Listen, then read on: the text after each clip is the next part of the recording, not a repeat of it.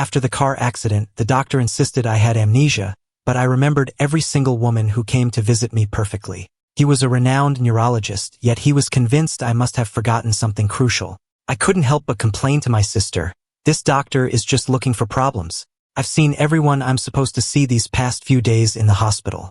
If there was someone truly important, how could they have not shown up by now? My sister looked at me in silence for a moment, then gave an awkward laugh. You're right. You remember everyone you're supposed to. What kind of amnesia is that? After my sister left, a woman in a sharp business suit suddenly appeared in my hospital room. Her back was to me as she spoke on the phone. Ms. Sterling, Ethan is in the hospital. Do you want to come see him? But a cold female voice came from the other end of the line. Is he dead? If not, don't bother me. After the call ended, the woman sighed in resignation. When she saw I was awake, she froze for a second before slowly walking over to my bed. Mr. Hayes, you're awake? And you are? I asked, looking at her with a completely blank expression. The woman's expression shifted. You don't recognize me? I'm Sarah, Miss Sterling's assistant. Who is Miss Sterling? I asked, confused. Hearing that, Sarah looked at me impatiently. Ethan, Miss Sterling is very busy. Stop faking amnesia. Even attempting suicide won't work on her. Her bizarre words left me even more bewildered. When I didn't respond, Sarah stepped closer and tried to reason with me. Ethan, you and Miss Sterling have been married for 5 years, and you've been causing drama for 5 years. She's never managed to fall in love with you. Don't you think it's time you got the hint? I still had no idea what was going on, but her condescending attitude made me deeply uncomfortable. There was something about her expression that I found instinctively repulsive. Wait, what did you just say? 5 years. I bolted into the room's private bathroom and stared at my reflection in the mirror. It was definitely me, the same face, but it looked more mature than I remembered, and carried a hint of melancholy that wouldn't fade. Could what that woman, Sarah, said actually be true? Was it really 5 years later? Was I really married? But my memory was stuck at 18, right when I started college. Back then, I had a crush on an upperclassman, a girl named Chloe, I think. She'd skipped a few grades, so even though she was ahead of me in school, she was actually a couple of years younger. And now, somehow, I was married to her. According to Sarah, I had married Chloe when I was 22. It was a whirlwind marriage with no real emotional foundation. After we got married, I discovered Chloe's heart wasn't with me. Instead, she was incredibly close to a guy named Julian Vance, who was supposedly her first love. And me, the unloved husband, started to self-sabotage our marriage. I tried every bizarre trick in the book to get Chloe's attention, but all I earned was her growing contempt. Her friends all treated me like a joke, just placing bets on when we'd finally get divorced. Julian Vance never gave me the time of day either. He was the golden boy of their social circle, and every hysterical scene I made just made me look like a clown in their eyes. Finally, I threatened suicide to get Chloe to stop seeing Julian Vance. But she refused. She even told me to go ahead and die. And then I collapsed. That's everything that happened before I woke up. Attempting suicide for love, that didn't sound like me at all. I despise desperate people who have no self-respect. By the time I pieced all this together, I was already in the master bedroom of our house. The doctor said I was mostly fine, so Sarah brought me straight home. Before she left, she gave me a look that was part warning, part plea, telling me not to cause any more trouble. I stared at the enormous mansion before me, any desire to make a scene completely vanishing. I was just stunned by the staggering opulence. Even the walk-in closet was several times bigger than my old apartment. Just as I was taking in the dazzling sight of Chloe's and my bedroom, I heard a noise at the door. I whipped my head around and my eyes met the icy gaze of Chloe herself. Even though I knew we'd been married for 5 years, for me, this was the first time I'd seen her face this close. I had to admit, there was a reason she'd been my goddess back in the day. Just looking at that face improved my mood considerably. Even with her cold expression, I didn't feel much animosity. Seeing my silence, she frowned slightly. Ethan, what are you up to now? As she spoke, she glided towards the walk-in closet, not even breaking her stride as she passed me, and pulled out a silk robe. I turned to face her. Up to something? I haven't said a single word since you walked in, and you're accusing me of starting things. Chloe's dark eyes bored into me. You usually throw yourself at me the second I walk through the door. Is this a new tactic? Playing hard to get? I was a little shocked. Was I really that clingy after we got married? Then, with a calm expression, I looked at her and said, "Oh, well, I won't be doing that anymore." I expected her to look relieved, but instead, her frown deepened, and she looked at me with even more irritation. I've been exhausted with work lately. I don't have the energy for your games. When I remained silent, Chloe's gaze turned sharp. Ethan, don't you dare try anything with Julian again. He's done nothing wrong, and threatening me with suicide won't work. I froze, a complicated mix of emotions swirling inside me. Sarah had already told me most of what happened between Chloe and me. It was a simple, pathetic story. I loved Chloe, Chloe loved Julian, and I, the clown in this triangle, could only make things difficult for Julian, earning more and more of Chloe's hatred. This latest suicide attempt was because I was jealous of how Chloe doted on Julian, so I'd secretly launched a smear campaign against his company and its clients. But Chloe had backed him without a second thought, which basically announced to our entire social circle that I was her husband in name only, and that in her heart, I wasn't worth a fraction of Julian. That's when I lost it and tried to use suicide to win her back. The result was predictable. Seeing my continued silence, Chloe lost her patience and went straight into the bathroom. I let out a breath I didn't realize I was holding and collapsed onto the massive bed, my mind a chaotic mess. Having lost the last few years of my life, I truly couldn't comprehend how I had become this unhinged. My 18-year-old self despised people who were obsessed with love, yet here I was, ready to die for a woman. I never imagined I could be so pathetic. My thoughts were still racing, and before I could figure out my next move, the covers beside me were lifted, and a warm, soft, fragrant body slid into bed next to me. The sudden wave of her scent sent a jolt through me. I turned my head to see Chloe watching me with those dark, intense eyes. What are you doing? I might have amnesia, but based on everything I'd learned, Chloe and I were supposed to have a terrible relationship, right? We probably even slept in separate rooms. How could she just slide into bed with me so naturally? Chloe seemed oblivious to my discomfort. Without any warning, she was on top of me, her delicate fingers expertly tracing patterns on my skin. It was an entirely new sensation, and I couldn't stop myself from crying out her name. Chloe, don't touch me. The resistance in my eyes must have looked genuine, because a flicker of surprise crossed her face, but it was quickly replaced by annoyance. Ethan, don't throw a fit. I hated the way she spoke to me. Even that face I'd crushed on for years was starting to lose its appeal. I'm your husband, right? I come home from the hospital, and not a single word of concern from you, which is one thing. But now you're just attacking me. Chloe, what gives you the right to treat me this way? My anger seemed to light her fuse. She grabbed my wrist, her voice turning to ice. Because you brought all of this on yourself. She wasn't very strong, but her grip landed directly on the wound on my wrist from the suicide attempt. I winced in pain but forced myself not to make a sound. Chloe suddenly pulled her hand back as if she'd lost interest, turning her back to me. I'll let it go this time, but from now on, no more faking suicide attempts to threaten me. I lay there beside her in silence, a storm of conflicting emotions inside me. When I woke up the next morning, Chloe was already gone.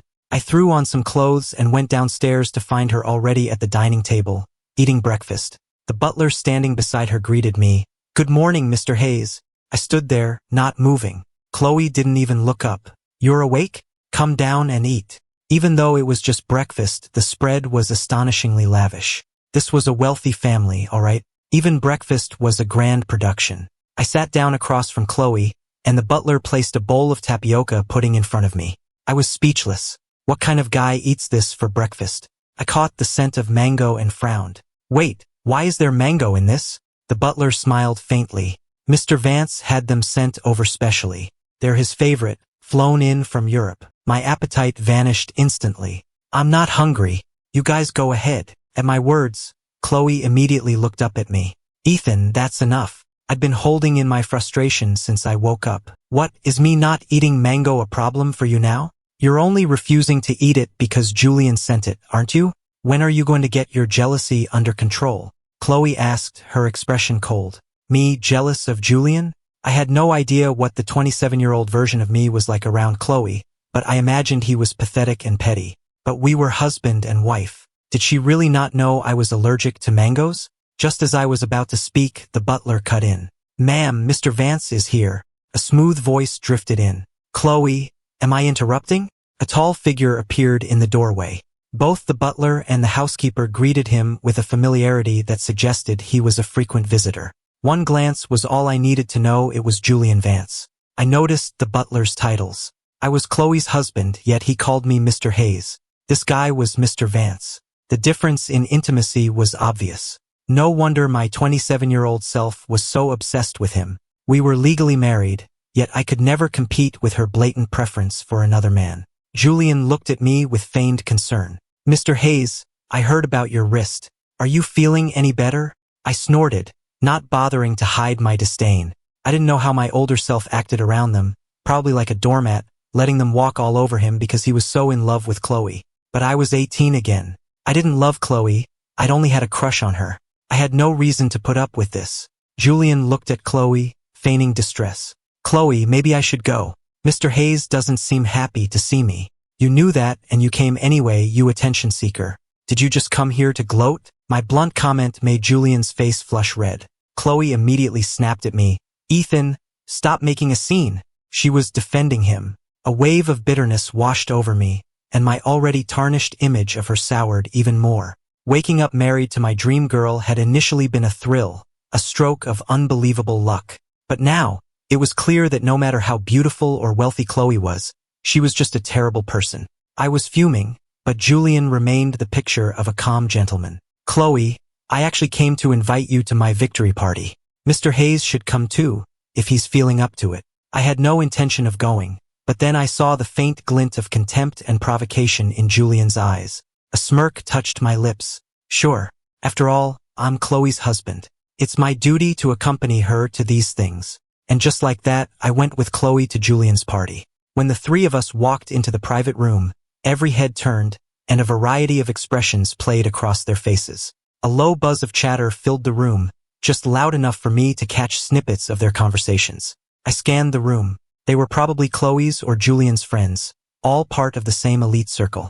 I sneered to myself. No wonder my older self had tried to kill himself. How could anyone listen to this garbage every day and not lose their mind? And I must have been deeply in love with Chloe to endure that kind of daily torment, to be in so much pain that I wanted to end my own life. Chloe and Julian had already taken their seats at a reserved table, leaving me standing alone in the middle of the room. Isn't it awkward, him just standing there by himself? He doesn't get embarrassed. As long as he gets to be near Chloe, he'd probably kneel if you asked him to. I shot a cold glare at the man who'd spoken. She's not dead. Why would I kneel for her? The man's expression changed, clearly surprised that I had talked back. Chloe cut in, her voice laced with impatience. All right, that's enough from everyone. I was being openly mocked, and instead of defending me, she just told everyone to play nice. I scoffed. Clearly, I'm not welcome here. I won't impose any longer. Goodbye. With that, I turned and walked out, hearing a collective gasp from the room behind me. Did I see that right? Did he just storm out on Chloe? Maybe Julian finally broke him. The noise from behind was grating on my nerves, so I went out to the pool area to get some air. It wasn't long before Julian came out too. Mr. Hayes, I have to say, you've surprised me. I glanced behind him and saw he was alone. Given how much I despise you, aren't you afraid I'll push you into this pool? Julian just smiled. I'd be more surprised if you had the guts. After all, everyone knows Chloe would save me. I turned my head away, done with the conversation. Seeing my dismissal, Julian moved closer. Ethan, want to make a bet? I don't get it. If you two are so in love, why doesn't she just divorce me? Julian, is it really true love if you have to trample on someone else's heart to get what you want? Julian's expression faltered. That's because you refuse to let go. You're so desperate to cling to Chloe that you'd even try to kill yourself. She just feels sorry for you. He quickly regained his calm, gentle composure. So, Ethan, care to make a bet? The pool's surface shimmered, looking deceptively clear and shallow, but I knew it was deep. I shook my head firmly. No, everyone knew I couldn't swim, and I wasn't stupid enough to have a near-death experience twice in 1 week. Just as I stood up, I caught a look of disappointment in Julian's eyes. He was standing right behind me. He shoved me hard. With a loud splash, my ears were filled with screams. My body hit the water and began to sink fast. In that moment, all sensation vanished except for the overwhelming terror of being swallowed by the water. Water filled my throat, and a crushing weight settled in my lungs. I fought desperately to reach the surface, only to see a familiar silhouette slicing through the water in the opposite direction. It was my wife, Chloe. When Julian and I both hit the water, she swam straight for him. A sharp pain pierced my chest. It must have been the last lingering emotion of my 27-year-old self. Even though I'd forgotten the past, my body's instincts remained. And this time, that feeling was drowned for good. When I came to, I was lying on the edge of the pool. Both Julian and I had been pulled out. He had been saved by Chloe. A woman I didn't recognize had saved me. I had to admit she was attractive, definitely my type. I lay on the pavement as she performed chest compressions, trying to force the water from my lungs. I coughed violently, spitting up a lungful of water. As Chloe walked over, Julian was putting on a show, looking concerned. Chloe seemed to finally remember she had a husband, frowning as she asked, "Ethan, are you okay?" I didn't answer, just struggled to get up. The woman who saved me tried to help, but I pushed her hand away. When Chloe stood in front of me, I raised my hand to slap her. But I don't hit women. My hand froze midair, and instead, I grabbed her and shoved her away from me, sending her stumbling to the ground. The area fell completely silent. I could hear people holding their breath. A woman like Chloe, a wealthy heiress, had probably never had anyone lay a hand on her in her life, not even a shove. "Chloe, let's get a divorce. I don't want anything from you. Consider that shove my severance package." I looked at the woman before me coldly. I had once imagined how she would react to this moment, with shock, disappointment, or anger. But now her reaction meant nothing to me. The silence was deafening, even more profound than before. I could hear the water dripping from my clothes onto the pavement. They all seemed stunned that I, the man who had always followed Chloe around like a puppy, had not only pushed her but had also demanded a divorce. Chloe was silent for a long time, a faint red mark already forming on her skin where I'd grabbed her. She suddenly started walking toward me, and I felt a wave of revulsion, quickly taking a step back. In that moment, Chloe's expression turned even darker than it had been when I pushed her. "I already said the shove was my severance. Don't tell me you can't even accept that." Chloe said nothing. Her lips pressed into a thin line as she grabbed my wrist and tried to pull me away. In the confusion, a slender hand grabbed my other arm. It was the woman who'd saved me. She glanced at me, then at Chloe, and with a playful smile said, "Chloe, he almost drowned. Maybe cut him some slack." It was the woman who'd pulled me from the pool. She was soaked through, and there was a wild, captivating energy about her. She was the complete opposite of Chloe. Chloe was a refined, cool ice queen, while this woman was fiery and untamed. For a brief moment, my attention drifted, captivated. Chloe seemed to notice, and her expression instantly became terrifyingly dark. She tightened her grip on my arm. "Jessica, he's my husband. What right do you have to tell me what to do?" Jessica's defiant smile didn't waver. Funny, I could have sworn I just heard him say he wants a divorce. The air turned frigid. Jessica saw the murderous look in Chloe's eyes and just laughed. "Regardless, I did just save your husband's life. Don't I at least deserve a thank you?" Chloe's expression softened slightly. "I'll give you the Westwood Project. Full control. Is that enough?" With that, she dragged me away, leaving a chorus of shocked gasps in our wake. The Westwood Project? That's a massive deal. Chloe just handed it over to Jessica. That's $1 billion contract. Even the Vance family only got a small piece. And she's giving the whole thing to Jessica. Chloe dragged me to a hotel room. She was particular and never stayed in a room someone else had used, so the hotel kept a permanent penthouse suite reserved just for her. She pulled me by the wrist, not saying a word the entire time, and guided me into the bathroom, turning on the water in the tub. As the warm water enveloped me, I looked at her impatiently. "Chloe, can you please leave?" She had that same cold, sullen expression as always. She'd been like this ever since I pushed her. "No, you're my husband. What's wrong with me looking at you?"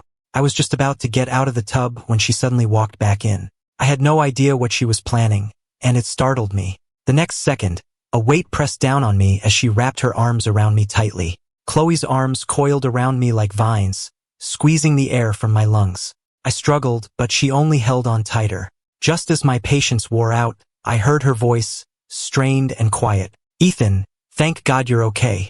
My own voice was ice. "Could you please have some self-respect? Jessica was the one who saved me. What right do you have to say that?" I would never forget the sight of her swimming toward him when we were both drowning. Even with 5 years of my memory gone, my heart had felt a primal stab of pain in that moment. I think that was my 27-year-old self's last gasp. I was glad I had amnesia.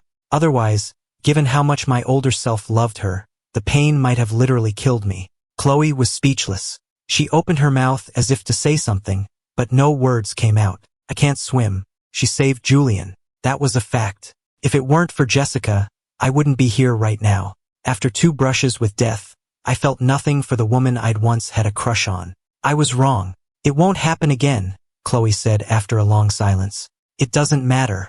We're done. After the divorce, you can save whoever you want. I don't care. Chloe tightened her arms around me.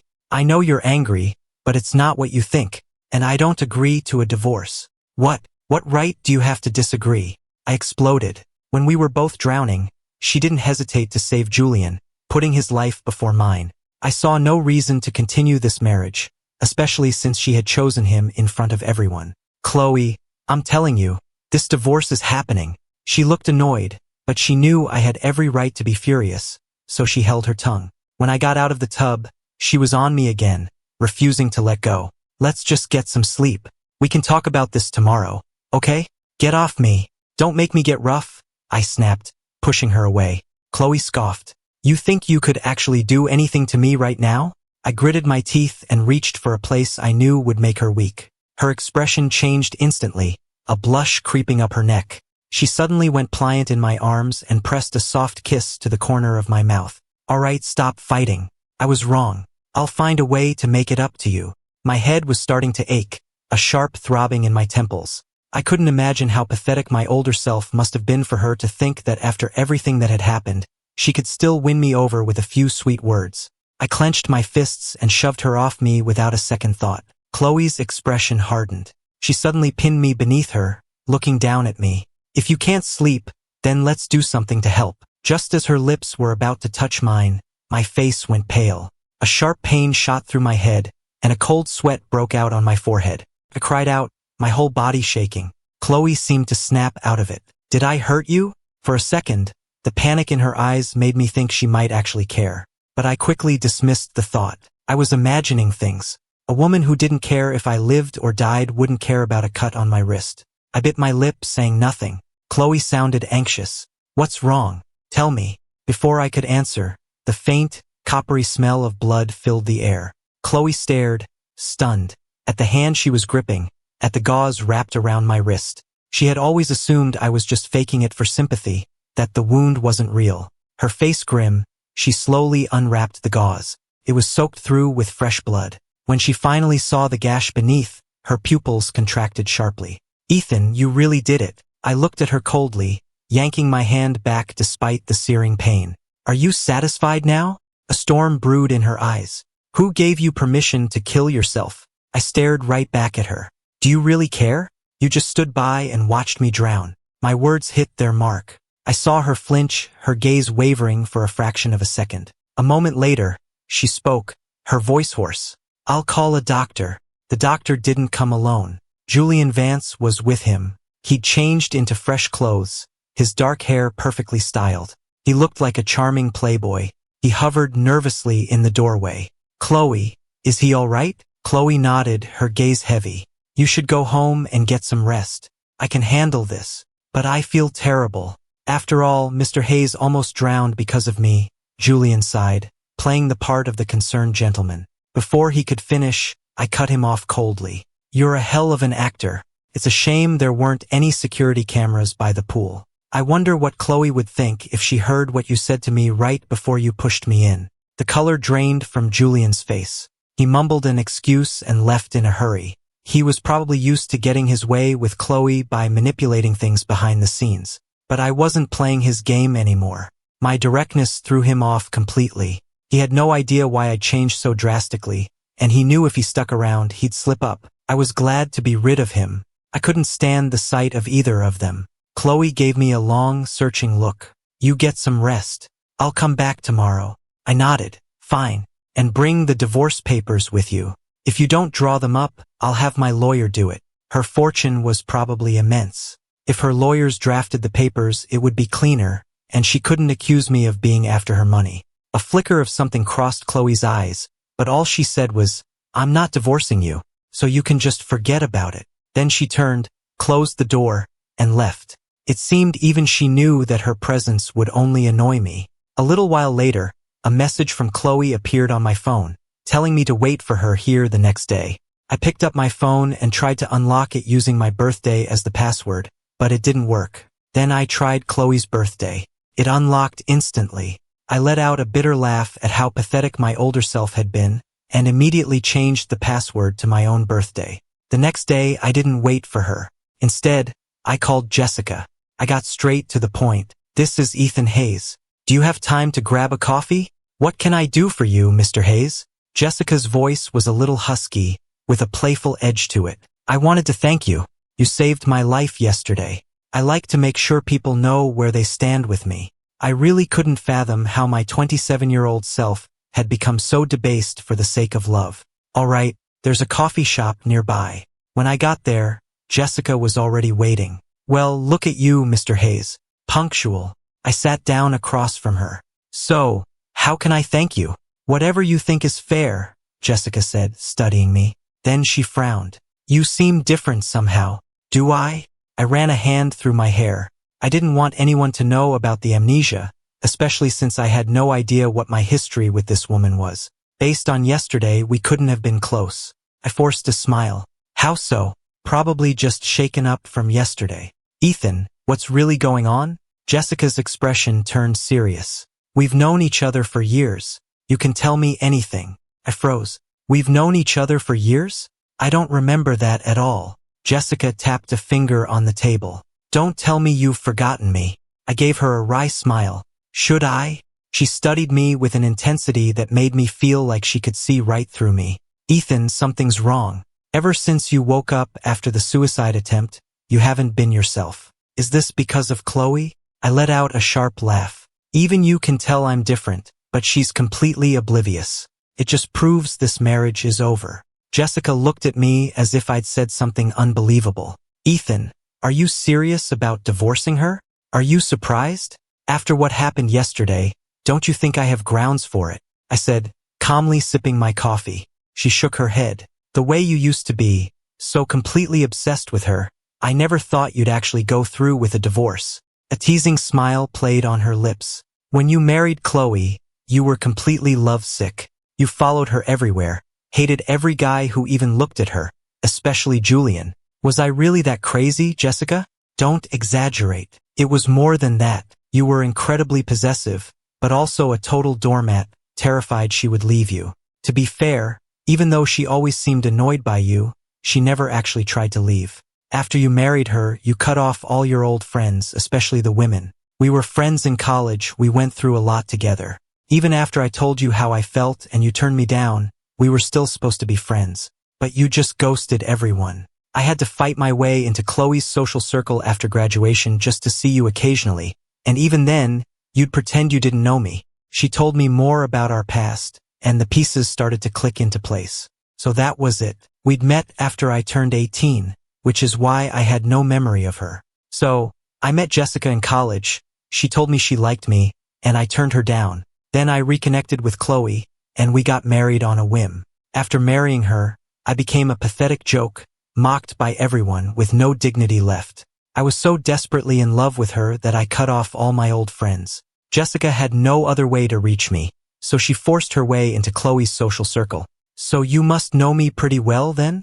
My eyes lit up. With my amnesia, I was completely in the dark about my current life. I didn't even know what I did for a living. With her help, things could get a lot easier. I didn't want Chloe to find out about the amnesia. That would only complicate things. Time flew by. I didn't say it out loud, but Jessica seemed to understand I was in some kind of trouble. She didn't press for details, but she filled me in on what my life had been like for the past few years. I got the general picture and couldn't help but feel a strange sense of awe. I couldn't believe my 27-year-old self was capable of loving someone that much. My 18-year-old mind couldn't even comprehend it. I'd aged 9 years in an instant, only to become the exact type of pathetic, desperate person I used to look down on. It was unacceptable. Just as Jessica and I were laughing about something, a familiar voice cut through the air. "Isn't that Ethan? What's he doing with Jessica?" I turned to see Chloe standing there, with Julian right beside her. Chloe glared at me. "I seem to recall telling you I don't like you spending time with her." I frowned. "We're getting a divorce. It's none of your business." I couldn't believe I had actually cut off my friends just because Chloe didn't approve. Maintaining boundaries is one thing, but telling me I couldn't have any female friends at all? Chloe turned her blank expression to Jessica. You saved my husband yesterday. I thanked you with the Westwood project. There's no need for you two to meet privately. Jessica just smiled, a defiant look in her eyes. Yesterday, you thanked me as his wife. Today, I'm here with him as his friend. Don't confuse the two. The tension in the air became palpable. I couldn't stand the sight of them. I grabbed my coat. Jessica, let's go somewhere else. Chloe grabbed my arm, her eyes cold. Where do you think you're going? What's it to you? I glanced at Julian standing behind her. Go spend time with your boy toy, and send over those divorce papers soon. Otherwise, he'll always be the other man. Chloe opened her mouth to say something, but I had no interest in hearing it. I shook her hand off and left with Jessica. I didn't get home until evening. This new life still felt completely alien to me. I needed to find my own place in the next couple of days. Otherwise, I'd be homeless after the divorce. When Chloe saw me walk in, she approached me with a cold glare. So you decided to come home? Her accusatory tone pissed me off. Can you stop trying to control me? I just went out with a friend. What does it have to do with you? As soon as the words left my mouth, a sharp pain lanced through my temples, and blurry images flashed through my mind. I stumbled back a step, grabbing the arm of the sofa to steady myself. Felt like I'd heard those exact words before. I looked up at her, my eyes suddenly bloodshot. I remembered. A clear image surfaced in my memory. Chloe, saying those exact same words to me. She'd come home late from some work event, and when I asked where she'd been, she would shut me down with that same impatient tone. And now I was throwing those words right back at her. Chloe seemed to realize it too. Her throat worked for a moment before she finally spoke. My meeting with Julian wasn't what you think. Our families have been connected for generations. Some things are unavoidable, but I've already been trying to see him less. You don't have to be like this. I cut her off. If you're only feeling guilty because you didn't save me from the pool, and that's why you don't want a divorce, don't bother. There's no need to make amends. I shook my head. You'd be better off just giving me a generous settlement in the divorce. After that, Chloe and I ended things on another sour note. I honestly couldn't figure out why she was so against the divorce. She was in love with Julian and couldn't stand me. Shouldn't a divorce be exactly what she wanted? I couldn't understand her, and I didn't want to waste any more energy trying. The next day, I found a way to move out. When Chloe got home and discovered I was gone, she called me immediately.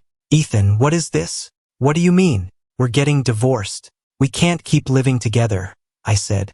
Just get the papers drawn up as soon as you can. She hung up before I could finish. I tossed my phone on the table, done with her drama. I had just finished unpacking at my new place when there was a knock on the door. I thought it was a delivery, but when I opened the door, Chloe was standing there, her face a mask of suppressed fury. My expression soured. What are you doing here? Wait, how did you find me? Chloe strode past me into the apartment, glancing around at the modest furnishings. You'd rather live in this dump than stay with me? Is this tantrum really worth it? I took a deep breath. Chloe, I'm not throwing a tantrum. I am serious about the divorce. At this point, I was genuinely confused. Why are you fighting this? I asked her. Isn't this what you've always wanted? When did I ever say I wanted a divorce? Chloe looked at me like I was insane. Are you still angry about Julian? Her expression grew serious. I thought you understood. I didn't intentionally choose not to save you that day. When I just stood there, cold and unresponsive, she sighed, took my shoulders and guided me to the sofa. Ethan, stop this. Come home with me. Nothing like that will ever happen again. It had happened countless times before. Wasn't it a little late to start making promises now? I pushed her hands away. No thanks. Just have the divorce papers ready. Chloe suddenly cupped my face in her hands. Ethan, do you really have to take this tantrum this far? I told you, I'm not throwing a tantrum. You're really going to sleep here all by yourself? What other choice do I have? Chloe suddenly nibbled on my earlobe. Honey, come home. You won't be able to sleep here alone. I almost laughed.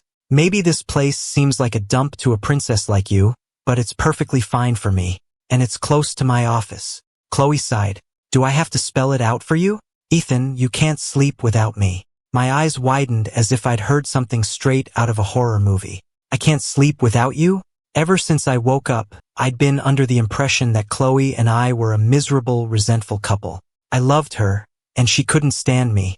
But from the way she was talking now, you'd think we were a deeply in love couple that just happened to fight a lot. Chloe started to say something else, but I pulled her to her feet and pushed her toward the door. Chloe, I've made up my mind. I'm divorcing you. I can't live like this for one more day. After kicking Chloe out, I started settling into my new apartment. I'd gotten a handle on things at work, but catching up was still a struggle, so I needed to put in a lot of extra hours. That night, I decided to order some food and scrolled through Facebook. A photo posted by Julian caught my eye. It was a picture of him and Chloe, though it was subtle, only showing her in profile. But her profile was so striking you could recognize her from just a shadow. Julian had also posted a cryptic caption. If only we hadn't missed our chance back then, maybe I'd be the one by your side now. But it's not too late. We still have time to make things right. I scoffed. He was basically broadcasting that Chloe and I had a loveless marriage, that we'd divorce soon, and that he'd be waiting for her. I liked the post, left a comment with a bunch of laughing emojis, and then immediately blocked him. Then I found Chloe's contact and blocked her on everything. The next morning, when I got to my office building, Chloe was already there, waiting for me with a grim expression. The moment she saw me, she strode over. You blocked me? Sorry, I said, deciding to be direct. I shouldn't have blocked you. Her expression softened slightly, so I continued. We're not divorced yet. Are you here with the papers? I was just about to take some time off, so I'm free. We can sign them and go straight to the courthouse. Chloe's face instantly turned thunderous. Ethan, unblock my number. No, honey, her voice suddenly softened. I'm sorry. Please, just unblock me. I rolled my eyes. I don't even know your number. The moment the words were out, Chloe's expression changed. You don't remember my number? Really? She gripped my shoulders, her eyes searching mine as if she'd finally noticed something was truly wrong. How could you forget my number? You used to know it by heart. Crap. My heart skipped a beat. She was onto me. I quickly looked away. I just forgot. We're getting a divorce. Am I not allowed to forget your number? Ethan, what is wrong with you? Chloe stared at me intently. Ever since you woke up, you've been like a completely different person. Afraid she'd figure it out, I pulled my arm away. Isn't that normal? People change after a traumatic experience. Did you expect me to go back to being your pathetic, spineless lapdog? Chloe looked at me, a dangerous light in her eyes. Ignoring my excuses, she snatched my phone and tried to unlock it with a familiar pattern, only to find the password was incorrect. She frowned. You changed the password? I did. Your old password was my birthday, Chloe said coldly, though I saw a flash of hurt in her eyes. I didn't want to argue about this. Chloe, give me back my phone. I have to get to work. If you wanted, I could buy this entire company for you. Do you really need this job? She said, trying a few more passwords. Our anniversary. Incorrect password. She pursed her lips, then tried my birthday. It worked. She gave me a strange, lingering look, then changed the password back to our anniversary without a word. I snatched the phone back and tried to unlock it, but it wouldn't open. Chloe, what the hell gives you the right to change my password? I demanded, furious. The password is our anniversary. You can change it back if you want. I froze. How was I supposed to know our anniversary? I had amnesia. All I knew about her was from a high school crush years ago. Now that I knew what a terrible person she was, her pretty face, her great body, and her family's money meant nothing to me. I had no desire to learn trivial details about our life. You've forgotten, haven't you?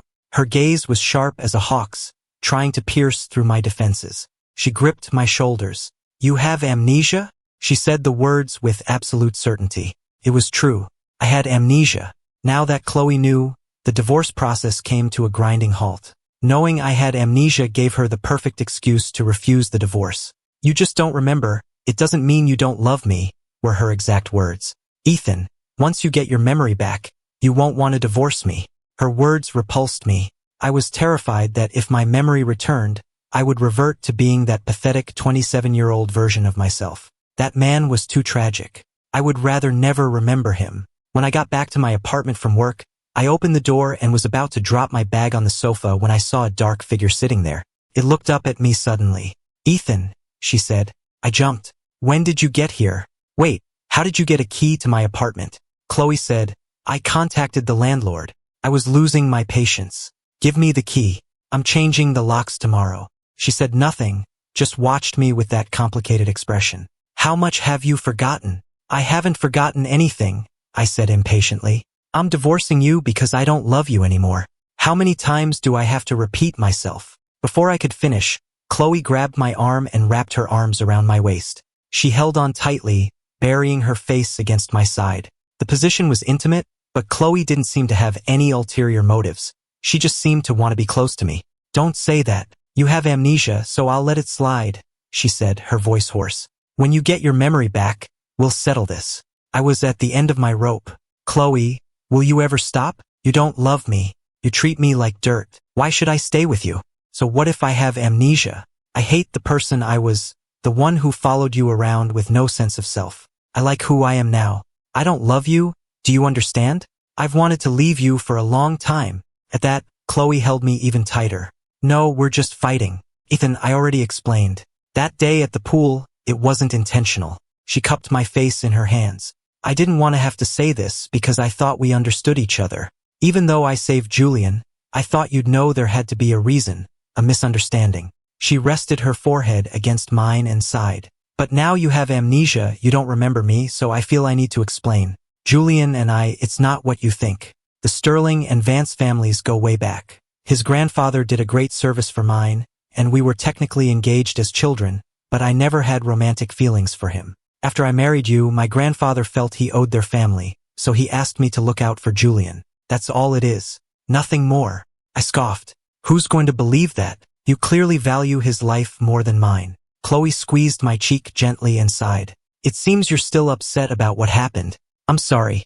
I didn't know you had amnesia then. I should have explained everything immediately. I had no desire to hear her excuses, but Chloe was insistent. She held me so tightly I couldn't move, so I had no choice but to listen. That day, when I heard someone fell in the pool, my first instinct was to check if you were okay. When they said it was Julian, I was relieved. But he's like a grandson to my grandfather, so I went to help him. I had no idea you were in the water too. Just a few simple sentences, and suddenly none of it was her fault. She saw the disbelief on my face and was silent for a long moment. You don't believe me? Why should I?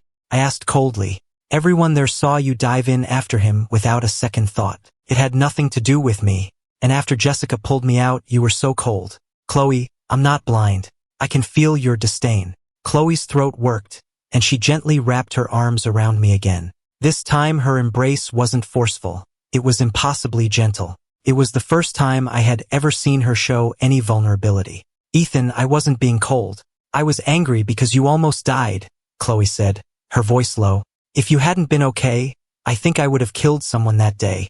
I shook my head. Chloe, if you really care about me, then give me a divorce. Let me go. Let me be free. Anything but that. That's the one thing I can't do, Chloe whispered in my ear, still holding on. When you get your memory back, then we can talk about divorce.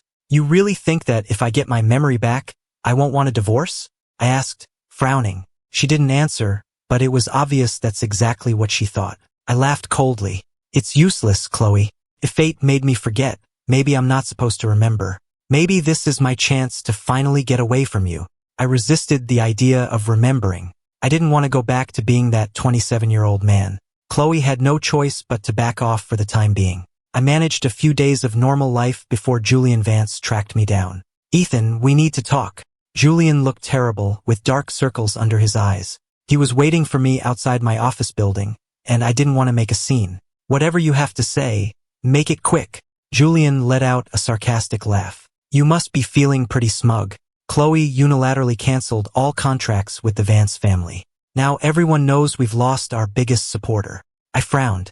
I was surprised, but I kept my voice even. What does that have to do with me? You should talk to her. But she said she won't help. Did you say something to her? I was getting annoyed. I thought you were here to apologize, but it seems you're just looking out for yourself. We have nothing to talk about. I turned to leave, but Julian's voice, sharp and desperate, stopped me. Ethan, why you? How does a nobody from the middle of nowhere get to be her husband? Why? What do you have that I don't? My feet froze. A sharp ringing filled my ears, making it impossible to think. I felt like I'd heard this before.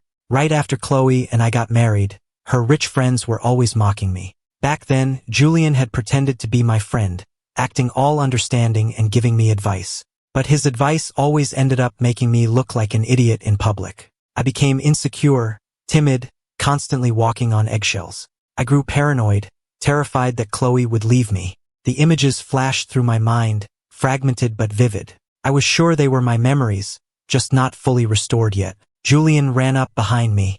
"Ethan, I can apologize, but you have to tell Chloe. Get lost." I shoved his hand away, my eyes burning. "I couldn't care less about what's going on between you and Chloe. And do me a favor, tell her I never want to see either of you again. The farther away you both are, the better."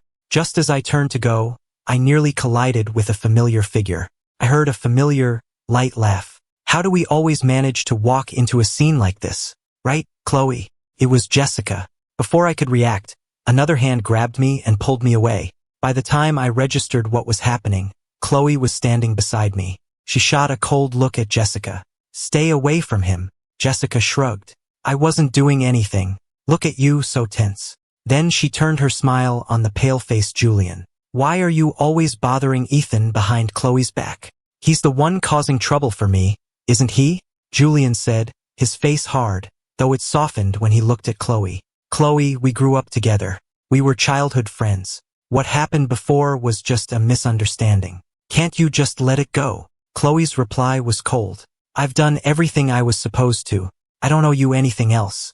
I helped you out of respect for your grandfather, but that doesn't give you the right to be greedy." "Greedy?" Julian's face contorted with anger, but he couldn't find a retort. He clenched his fists, shot me a hateful glare, and stormed off. After he was gone, I finally understood why he had been so desperate to find me. Apparently, Chloe had told everyone what really happened at the pool. She told them it was never a choice between me and Julian. She would always save me. She said she only saved Julian because she didn't know I was in the water. If she had known I was drowning, there would have been no choice to make. She would have saved me. Her words were blunt, completely dismissing the idea that Julian was important to her, let alone more important than me. I had been the laughingstock of our social circle because of that incident. My own wife didn't seem to care if I lived or died. Everyone was just waiting to see when she'd finally dump me.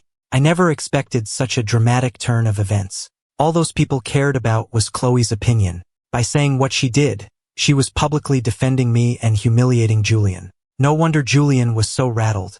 It wasn't just his business interests that had taken a hit, but I still didn't get it. If Chloe really had no feelings for him, why had I spent years treating him like my biggest rival? More fragmented images flashed in my mind, and a dull ache started in my head. I shook it, trying to clear the fog. Seeing my distress, a flicker of worry crossed Chloe's face. She steadied me. "Are you okay? I can take you to the hospital." "I'm not going." I pulled my arm away. "Just keep Julian away from me from now on. That's all I need from you. Don't worry. I won't give him the chance," Chloe said, her voice firm. "I won't make that mistake again." Jessica, who was still standing nearby, chimed in. "You can choose not to make the same mistake twice, but that doesn't mean every mistake can be forgiven." I thought she had a point. Chloe shot her a cold look. "I gave you the Westwood Project as thanks for saving him. Don't push it." Jessica laughed. "I saved his life. I'm his hero. He can't swim. If I hadn't jumped in, you'd be a widow right now. Is that really the tone you want to take with the person who saved your husband?" Chloe's eyes narrowed, a dangerous glint in them. "How do you know he can't swim?" A rare, mischievous smile touched Jessica's lips. "How do you think?" She sighed dramatically. "Well, since you two are getting divorced anyway, I guess I don't have to hide it. I've known him for a long time. I even told him I liked him, but then he fell for you." She clicked her tongue and looked at me. "Ethan, if you're starting to think you made a mistake back then, I'm willing to give you a second chance." In the next instant, Chloe lunged at her. The two of them started fighting, a full-on brawl. I'd never seen the eternally composed Chloe lose control like that. I'd never seen two women fight like that before, so I just let them go at it. I had no interest in getting in the middle of their childish squabble. I just shook my head and went back to the office. But I should have known Chloe would be one step ahead of me. When I got back to my building, she was already there, waiting. There was a fresh bruise on her cheek, but her eyes lit up when she saw me. "I'll come pick you up when you're done with work." I looked at the bruise on her face. Chloe looked away, a little self-conscious. Don't worry, I'm fine. You should see the other girl. I scoffed. Who said I was worried about you? Don't flatter yourself. Chloe's expression fell, but she persisted. I'll be here to pick you up after work. I was losing my patience. I said I want a divorce. Which part of that are you not understanding? A hurt look crossed Chloe's face, and she lowered her voice. Ethan, you have amnesia.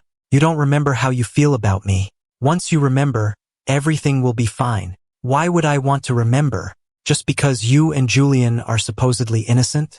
The hurt from the past was real, and my decision to divorce you is final.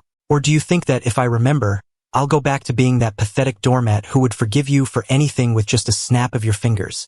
I never thought that, Chloe said, her voice raspy. Looking at her, I suddenly felt a wave of exhaustion. I looked her straight in the eye. Chloe, when I first woke up, I'd lost everything. I was terrified. When I found out you were my wife, I was happy. I remembered you from before, and I thought you were a good person. Chloe, I always had this dream of marriage, of finding a kind wife. I never imagined my wife would be someone like you. I'm disappointed in you, but I'm also disappointed in myself. I always despised people who were desperate in love, but in the name of love, I let you destroy me, let you turn me into someone I didn't even recognize. Since I woke up, I haven't felt a single ounce of love from you, just annoyance and impatience. So what if you and Julian are innocent? You failed as a wife. You let him hurt me and you hurt me too. I see no reason to continue this marriage. Let's get a divorce. I had said everything that was on my mind. I thought I saw something break behind Chloe's eyes. I turned and walked away without a backward glance. After that day, I refused to hear anything more about Chloe. The people in that circle were all social climbers. After what happened, they started trying to get information from me.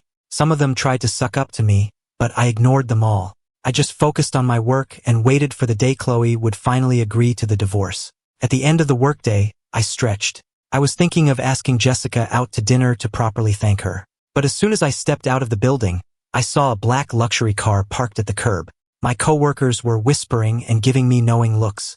I couldn't let my annoyance show, so I just forced a smile. I saw Chloe leaning against the car door, her stunning figure and beautiful face turning heads as always. I cursed under my breath and tried to walk past without looking at her. Chloe immediately walked toward me.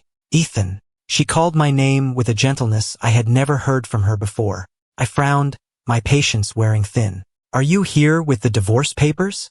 The smile on her face faltered for a second, but she quickly recovered and changed the subject. She produced a set of car keys from somewhere. Ethan, do you like it? A chorus of impressed gasps rose from my coworkers nearby. Because of the amnesia, I'd been keeping my distance from them lately. I couldn't believe Chloe would pull such a tacky stunt. I answered instinctively, I don't like SUVs. That's what my mouth said, but my heart skipped a beat when I saw the keys. The feeling of excitement was real. So I liked SUVs. That was a surprise. My 18-year-old self had been all about sports cars. A crowd was starting to form. I felt uncomfortable and told Chloe to leave, but she wouldn't budge. I had no choice but to grab her hand and pull her aside to talk in private. Chloe led me to the car, and the next thing I knew, we were sitting in a restaurant. Just have dinner with me, Chloe said, a lonely look on her face. I frowned. If I have dinner with you, will you agree to the divorce? Chloe was silent for a long time before she answered. If you don't have this dinner with me, I will never divorce you. Fine. You said it, I replied, picking up my fork. She had clearly planned this. There was wine, candles, and elaborate floral arrangements. It was one of those romantic, fancy dinners where the food looks better than it tastes and there's never enough of it. I finished quickly and wiped my mouth. I'm done. I'm leaving. As I stood up to leave, Chloe looked at me, her expression wounded. Ethan, have you forgotten what today is? What day? I asked, confused. Chloe's grip on her silverware tightened. After a moment, she said quietly, it's our anniversary. Our anniversary.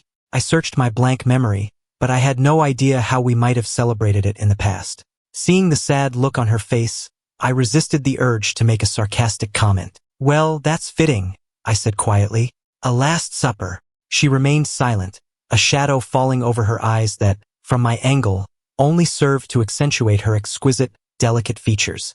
I knew she was trying to win me back, but I truly believed our marriage was beyond saving. Excuse me, I need to use the restroom, I said, turning to leave. The restroom had a large mirror.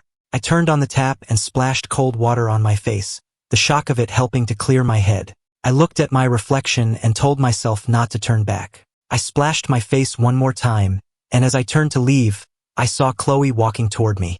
Her gaze was deep, filled with a thick, unreadable emotion. "Ethan, please, just remember." Before I could react, my back was pressed against the wall. She kissed me, her arms wrapping around my waist, clinging to me. Her kiss was soft, but her movements were desperate. "Chloe, let me go." I don't know how much time passed. I was enveloped in her sweet scent, but all I wanted to do was push her away. "Chloe, it's no use." I knew she was only this desperate because I had amnesia. She thought that once my memory returned, I wouldn't be able to leave her. It's useless. I know myself. Even if the amnesia is the only reason I don't love you anymore, I have a feeling that even if my memory came back right now, I would still divorce you. The moment I said it, I saw a flicker of panic in Chloe's expression. I had never seen her look like that. She grabbed my hand, her fingers lacing through mine, her grip so tight it hurt. "No, Ethan. You love me. We love each other. You've just forgotten." "In love?" I almost laughed. I took a step back, but my head hit the wall behind me. A sharp pain shot through my skull, and the color drained from my face. Chloe panicked. "Ethan, what's wrong? Are you okay?" I pushed her away, gritting my teeth against the pain. "I'm fine. Don't touch me." Chloe could only stand there, holding me gently, not wanting to hurt me but unwilling to let go. Her breath was hot on my skin as she kissed me again, this time with a feverish intensity. My body went limp, unable to resist her advances. But the throbbing pain in the back of my head was causing clear, sharp images to flash before my eyes. I felt weak, unsteady on my feet. Chloe supported my head with one hand while her kisses grew more intense. And as she did, the fragmented images began to connect, coalescing into sharp, clear memories. I remembered our first time, how we got together, how we got married. I remembered how Julian and his friends had mocked me, how I'd embarrassed myself in front of her parents, how her friends had laughed at me. I remembered all the fights we had about Julian. So that's how it was. A dull ache spread through my chest. All the pain of the past was laid bare before me, a torment that even amnesia couldn't erase. My first time with Chloe was a cliché. It was at a party. She was drunk, and I'd had a little too much to drink myself. She looked me in the eye and drunkenly asked me to take her to her room. I don't know who made the first move, but the next thing I knew, she was in my arms. I was so nervous I could barely breathe. It was clearly Chloe's first time too. The way she clutched the sheets, her eyes wide with a hint of panic. But in the blink of an eye, she was back to being the cool, untouchable ice queen. The next morning, Chloe saw me and, without any other reaction, simply said, "We should date." I'd had a crush on her for years, so of course I agreed.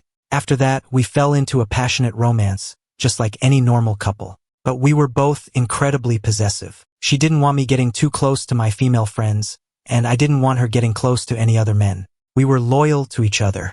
But Julian's arrival shattered that equilibrium. She said her grandfather treated him like his own grandson, so she couldn't just cut him off. Her reasoning was sound, but I couldn't accept it. Ever since we got married, I'd been deeply insecure about my background. She came from a wealthy, powerful family. I was just a regular guy who'd only had the chance to meet her because I'd gotten into a good school. Otherwise, a guy like me would never have even crossed paths with a woman like her. And Julian was one of them, a rich kid from her world.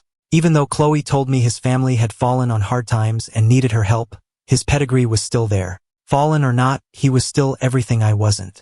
The gap between us made me lose myself. I became unreasonable. I started checking her phone, trying to control who she talked to, even her colleagues and employees. I knew they were all innocent, but I was in a bad place emotionally. I couldn't control myself. All the sweet memories faded away, replaced by constant fighting and the humiliation of being an outsider in her world. I remembered our last fight. She told me she didn't want to have children. I demanded, "What if you got pregnant? If we had a child, would you finally be able to cut Julian out of your life?" Chloe looked at me with such disappointment. "Do you think a child is just a tool for you to secure your position? In that case, I hope I never get pregnant. And if I do, I'll get an abortion." Her words were so cruel. They pushed me to the brink of despair. At the same time, everyone in our circle was saying that even if the Vance family went bankrupt, Chloe would bail them out. I begged her not to, but she went anyway. The double blow was too much for me to handle. I threatened to kill myself if she went. I had made empty suicide threats before when I was emotional. Chloe had put up with it once or twice, but this time, she didn't take me seriously. She just left. And then I actually tried to kill myself, was saved, and woke up with no memory of the past 5 years. As it all came flooding back, my heart ached until it was numb. No wonder I'd wanted to forget. No wonder my mind had erased it all. The memories were just too painful. I was shaking uncontrollably. Chloe noticed something was wrong. "Ethan, what is it?" "Chloe, you make me sick," I said, looking her in the eye and clutching my chest. I let out a sigh. "Actually, I make myself sick too." I closed my eyes and passed out. When I woke up again, I was in a hospital bed. A doctor was examining me, and Chloe was holding my hand, her face etched with worry. The moment she saw I was awake, she called for the doctor. "Dr. Riley, he's awake." Dr. Riley checked my eyes. "He's fine.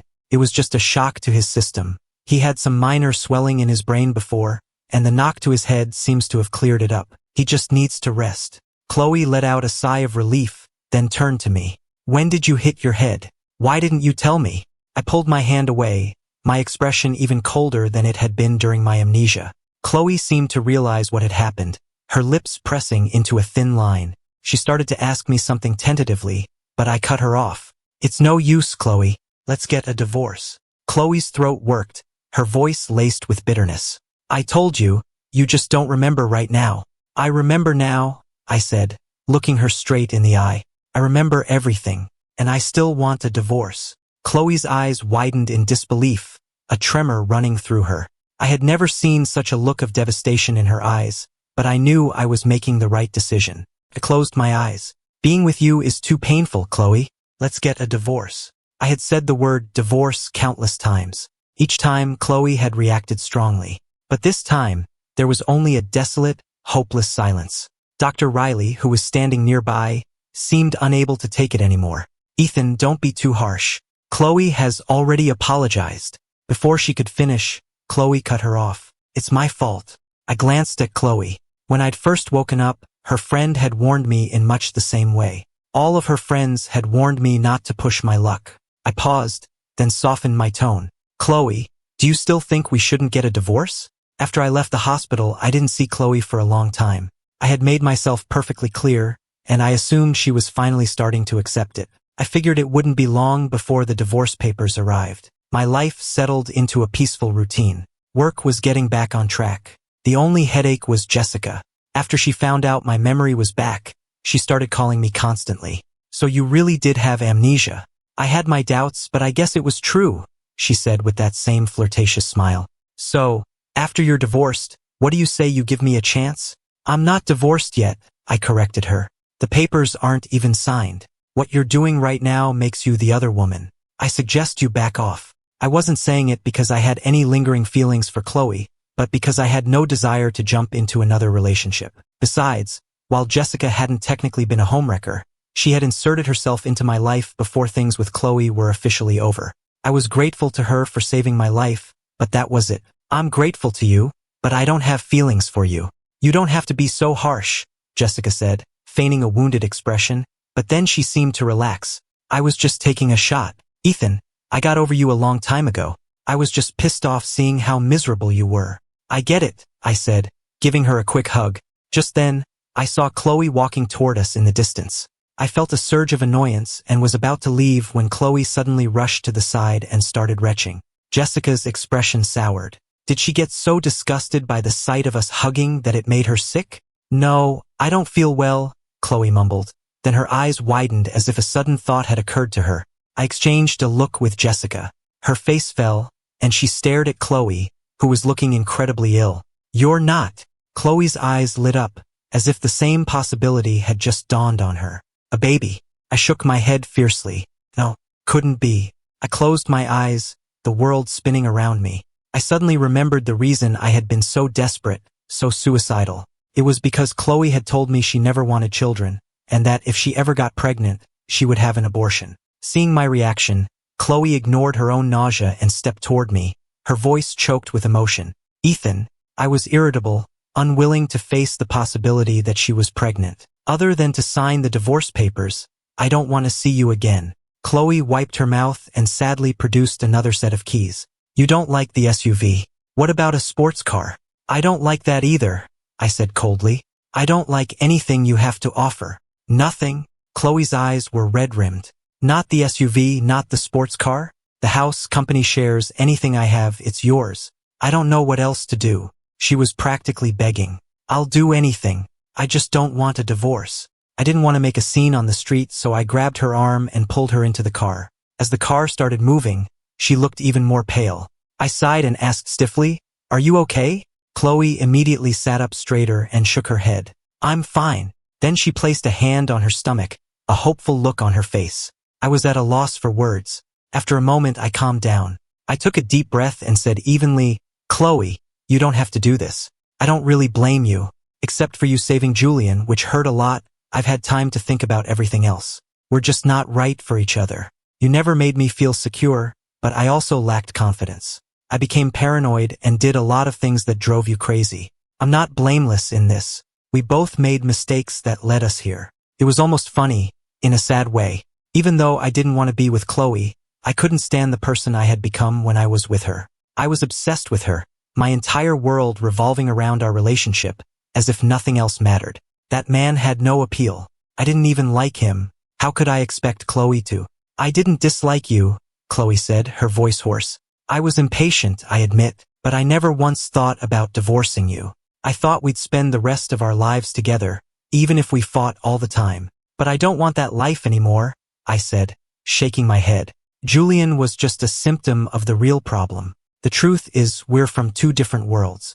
I can't trust you, and you can't be expected to cater to my insecurities forever. Over time, we just wear each other down, and new problems would pop up. Chloe, we're adults. Let's stop being so childish."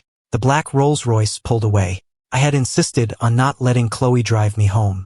I stood on the sidewalk, watching her car disappear down the street, and sighed. If she really was pregnant, I wasn't close with my family. My parents had divorced when I was young and both had remarried and started new families. After I met Chloe, I dreamed of having a perfect little family, clinging to her like a lifeline. The tighter I held on, the faster she slipped through my fingers. I had always wanted a child. So when she said those words, I completely lost hope for us. I thought that even if Chloe didn't want the baby, as long as she had it, I could raise it on my own. That would be enough. But she had given me no hope at all. I should have been as ruthless as she was. But the thought of it being my child, I couldn't bring myself to be that cold. It was my day off, so I went to the hospital for a follow-up brain scan. I was on my way home with the results when I ran into someone I hadn't seen in a while.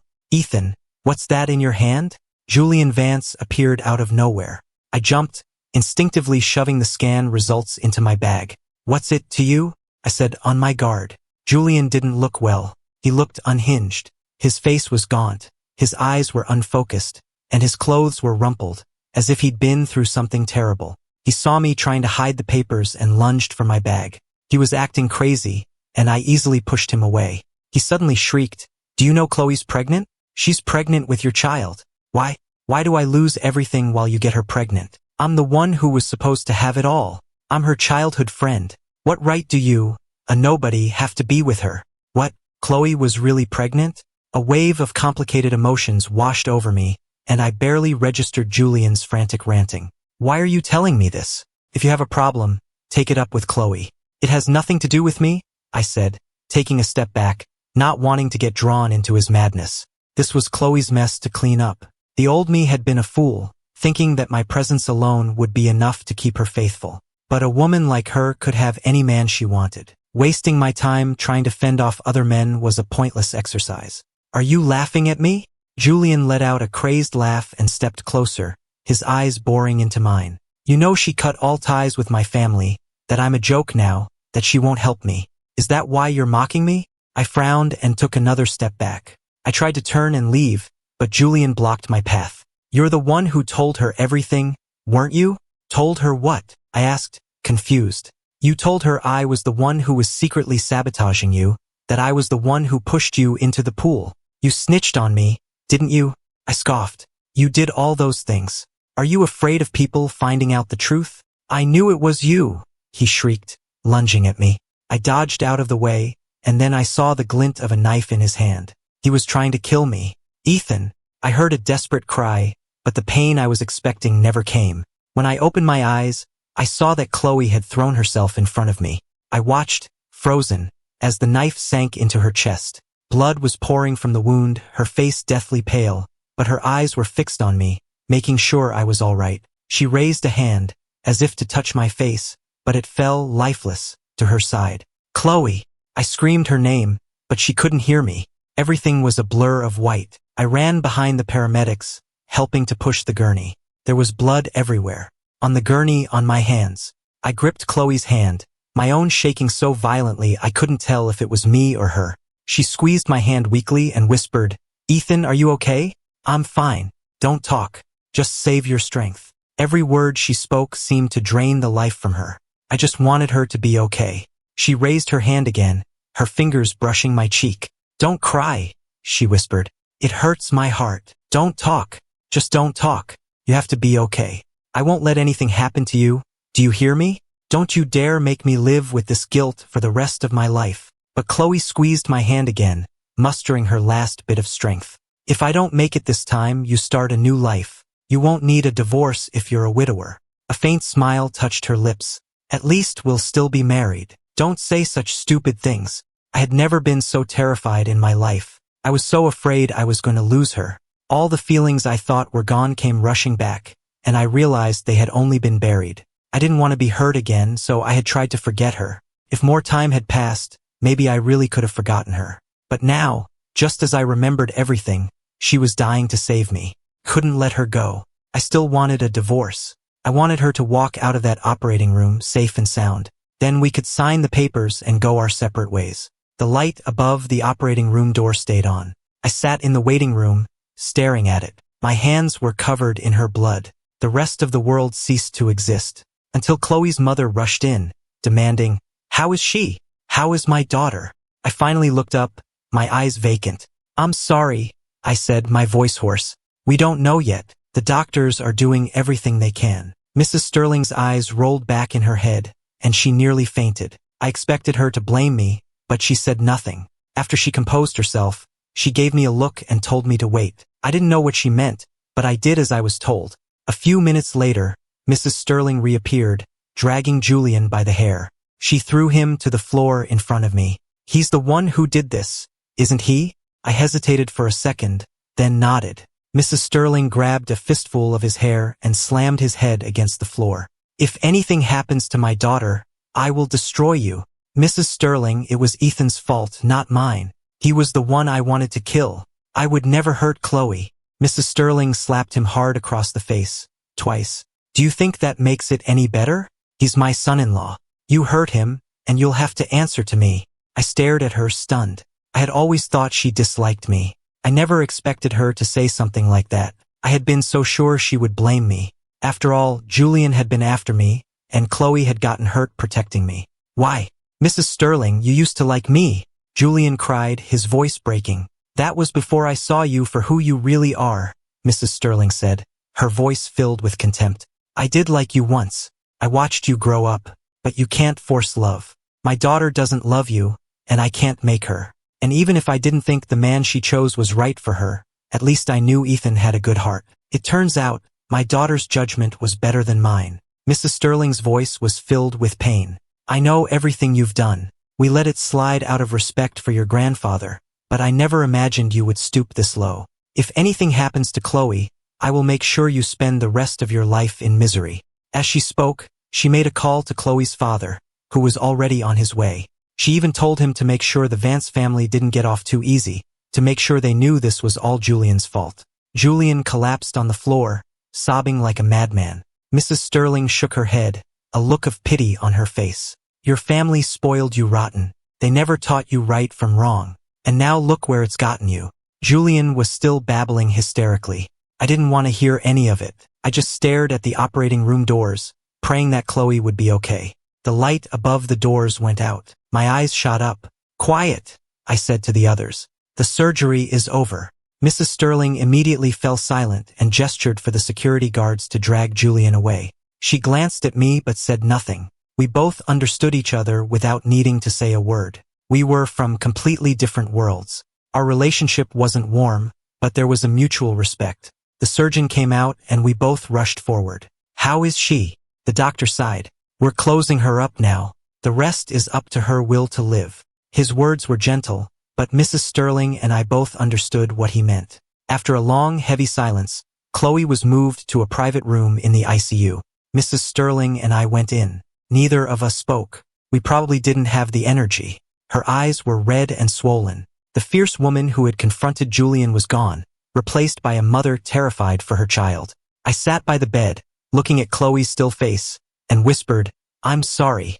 My voice was hoarse, choked with unshed tears. Mrs. Sterling didn't respond for a long moment. Finally, she said, "It would be a lie to say I don't blame you at all, but I know this is Julian's fault." "I understand, ma'am," I said quietly. "No matter what, I'll take care of her." Mrs. Sterling sighed. "I know about the divorce. I didn't like you at first, but I never gave you a hard time. I even defended you to others. But Ethan, confidence comes from within. If you don't believe you're worthy, how can you expect anyone else to?" Chloe was their only child, and for the most part, they respected her decisions. After we got married, she'd had a talk with them, asking them not to interfere, and they had agreed. Mrs. Sterling had never spoken to me so openly before. I nodded, unable to speak. Chloe's father arrived soon after. His face was grim. He told his wife that everything had been handled, and now all they could do was wait for Chloe to wake up. After a long night, Mrs. Sterling said to me, "You're exhausted. Go home and get some rest." I shook my head. "It's okay. I'm young. You should go home." Mrs. Sterling frowned and was about to argue, but a wave of dizziness washed over me. The room spun and then everything went black. When I woke up again, I was in a hospital bed next to Chloe's. Mrs. Sterling saw I was awake and rushed over. "How are you feeling? Are you in any pain?" "No." I shook my head. "How long was I out?" "The doctor said it was just exhaustion. You need to rest." I nodded, but I noticed a complicated look in Mrs. Sterling's eyes. "Is there something else?" I asked. Mrs. Sterling sighed. "Chloe's pregnant. Did you know?" I pressed my lips together, unsure how to respond. I hadn't wanted them to know. If they knew Chloe was carrying my child, they would never let her get rid of it. After all, they needed an heir. After the divorce, they would fight me for custody, and with their resources, I wouldn't stand a chance. This was my child, my family. I couldn't let that happen. I said nothing. Mrs. Sterling seemed to understand. After a long pause, she sighed. "I won't interfere in your relationship with Chloe. But this child." She looked at me. "The doctor said that as long as the mother is okay, the baby will be fine. When Chloe wakes up, she will want to keep this child. We want our grandchild to grow up in a stable home." I frowned. "Mrs. Sterling, the most important thing right now is whether Chloe will wake up." Mrs. Sterling sighed. "Ethan, Chloe has wronged you, I know, but she does love you. She's just been spoiled her whole life and doesn't know how to show it." Before she left, she patted my shoulder. "Don't worry. No matter what happens, the Sterling family will protect you. That's what Chloe would want." I nodded. After she left, it was just me and Chloe. I looked at her still form, a pang of sadness in my chest. But then I thought of the baby, and a fresh wave of anger washed over me. "Chloe, I remember you said you didn't want this baby. If you wake up and decide to get rid of it, then I hope you never wake up at all." I finished speaking, but she remained perfectly still. I let out a bitter laugh. "Weren't you trying to make amends? Weren't you going to change? Are you just going to lie here and take the easy way out?" I knew she couldn't hear me, but what her mother had said had shaken me. I needed to talk. "Chloe, since you don't like kids, when you wake up, you can have the baby, and I'll raise it myself. The baby will still know you're its mother. We can co-parent peacefully, even after the divorce. But I'm not going to be alone forever. It might not be long before your child is calling someone else mom." I said it just to provoke her. I wouldn't get married again. Maybe I'd date, but marriage was off the table. "What do you think of Jessica? She's been into me for years, and she saved my life. Maybe she'd be a good stepmom." Before I could finish, Chloe's fingers twitched. Just a tiny movement. She didn't wake up. I felt a pang of disappointment. "Chloe, I'm not kidding. If you don't wake up soon, I'm serious." Before I could finish my threat, her eyelid fluttered. This time I saw it clearly. It wasn't my imagination. "Doctor!" I yelled, my voice filled with excitement, and called for Dr. Riley. Dr. Riley was also Chloe's good friend and had been at the hospital ever since she was admitted. She and Chloe's main doctor rushed in. After a quick examination, Dr. Riley told me with a hint of a smile. She should be waking up soon. Don't worry. I nodded. Thank you. Dr. Riley started to leave, but then she turned back to me. I'm sorry about before, Ethan. She had always called me Mr. Hayes before. She looked genuinely sorry. I used to think you weren't good enough for Chloe, but that was your business. As long as she was happy, I shouldn't have been so hard on you. It's in the past, I said, my face impassive. Her apology didn't really register. I had never considered her a friend. To me, she was just an acquaintance. Seeing my lack of reaction, Dr. Riley didn't press the issue and left after a few polite words. I sat by the bed, waiting for Chloe to wake up. Sometime in the middle of the night, exhaustion finally claimed me, and I fell asleep with my head on the bed, still holding her hand. The hospital was cold at night. I started to wake up, thinking of finding a blanket, when I felt a warmth spread across my shoulders. I jolted awake and opened my eyes to see Chloe tucking a blanket around me. You're awake, I exclaimed, overjoyed. I grabbed her hand and was about to call for a doctor. While we waited for the doctor, Chloe gently wrapped her arms around me. She whispered in my ear, her voice hoarse, "Don't let my baby call another woman Mom."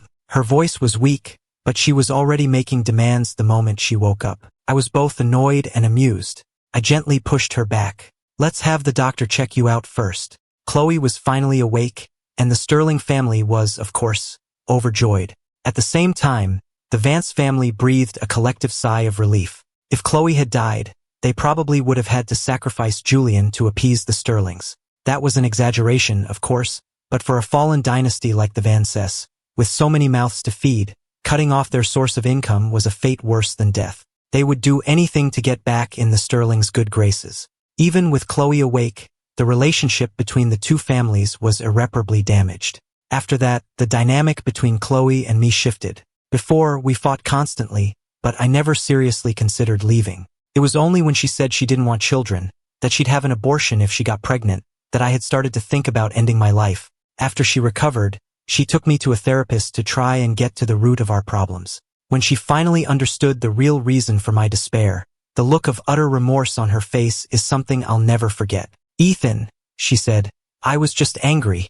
I never meant it. How could I not want our child?" She seemed genuinely terrified by the memory, holding me tight. "You said that if I got pregnant, I would have to cut Julian out of my life. I thought you were just being jealous that I could just placate you. I knew I was making mistakes, but I thought I had my reasons, and I just wanted you to understand. I didn't stop to think about how you were feeling. When you said that, I thought you were trying to use a child as a bargaining chip, a tool to control me. I was so angry. I said those horrible things, but I never, ever meant them." I understood what she was saying. I had said plenty of hurtful things myself. But that time, she had truly broken me. "Ethan, give me a chance," Chloe pleaded, her voice barely a whisper. "I can't lose you, and I can't lose this baby. Just watch me. See how I do. If things are still the same in the future, you can leave and I won't say a word. Ethan, I want to try again. I love you so much. We were so in love once. I can't let it end like this." How could I be okay with that either? But I was too afraid to try again. Everything she said was true. There had been huge misunderstandings between us. But the misunderstandings didn't erase the pain I had felt. "I was hurt too, Ethan," Chloe said, cupping my face in her hands. "We were like two porcupines, always hurting each other. But I'm willing to put my quills down." My mind was a mess. I didn't give her an answer. Chloe didn't push. She was caring and attentive, but she gave me space. She was still recovering, and I told her to focus on herself and the baby, not on me. She always agreed, but she still managed to know every little detail of my life. I thought she was just doing it out of a sense of obligation, to give our child a complete family. But I later realized that I hadn't been the only one keeping score in our marriage. She had been too. After we got married, my insecurity had led me to do a lot of things that drove her crazy.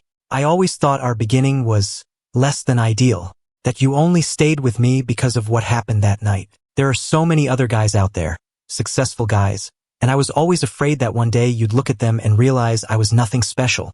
This time, I finally told her the truth. "Chloe, we were on such different levels. I couldn't handle it. So when I asked for a divorce, it wasn't just because of you. It was because of me too. I didn't want to become that person anymore." At the mention of that night, Chloe's face was filled with regret. "Ethan, I never once looked at another man. I'd had a crush on you for a long time, I just never found the right moment. You thought that night was an accident, but think about it. Even if I was drunk, I would never have let a man I didn't like get that close to me. I was stunned. I cut her off. What do you mean? You weren't drunk that night. I had carried so much guilt over that night. She had seemed so drunk, barely coherent.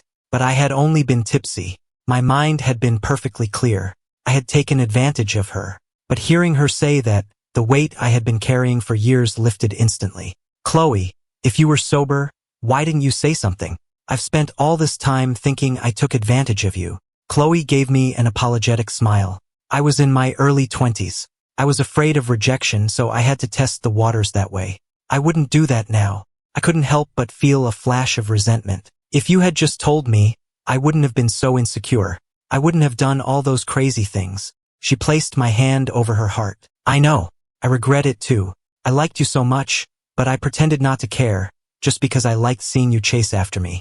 I knew you hated Julian, but I thought you were overreacting instead of trying to solve the real problem with my grandfather. Ethan, I did so many things wrong. I misunderstood so much. If you hadn't lost your memory, I never would have realized how terrible I was being. We talked for a long time that day, laying everything from the past out in the open. At some point, I drifted off to sleep. She was more than 6 months pregnant by then, her belly round and full.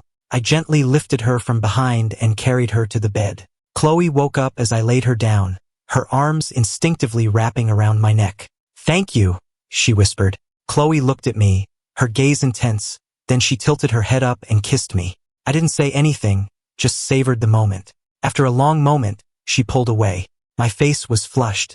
I heard her whisper in my ear, her voice low and husky, Ethan, can we not get a divorce? I suddenly burst out laughing. I had thought after a kiss like that, she would ask for something more intimate, but all she wanted was not to get a divorce. Seeing me laugh, Chloe looked a little annoyed, but she didn't say anything, just playfully poked me. Don't laugh, answer my question. My laughter died down, and my expression turned serious. Chloe immediately backtracked. Okay, you don't have to answer.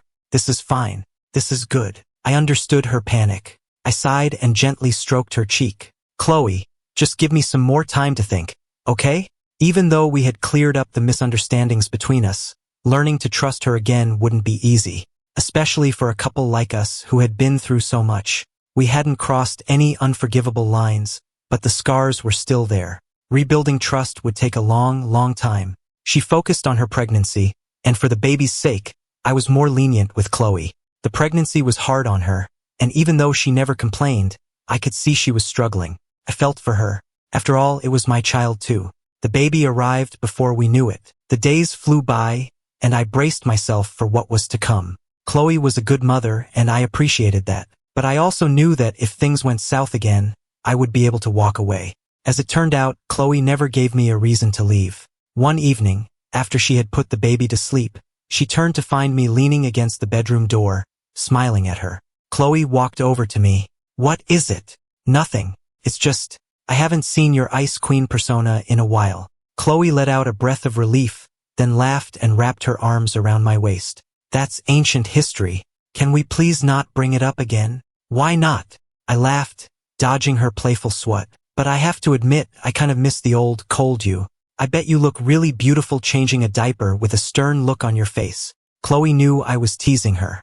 With a mock-serious expression, she chased me into the bedroom. As she tackled me onto the bed, I heard her ask, So, honey, did I pass my probation? I chuckled. You passed, but you're still on probation. How long is the probationary period? A lifetime.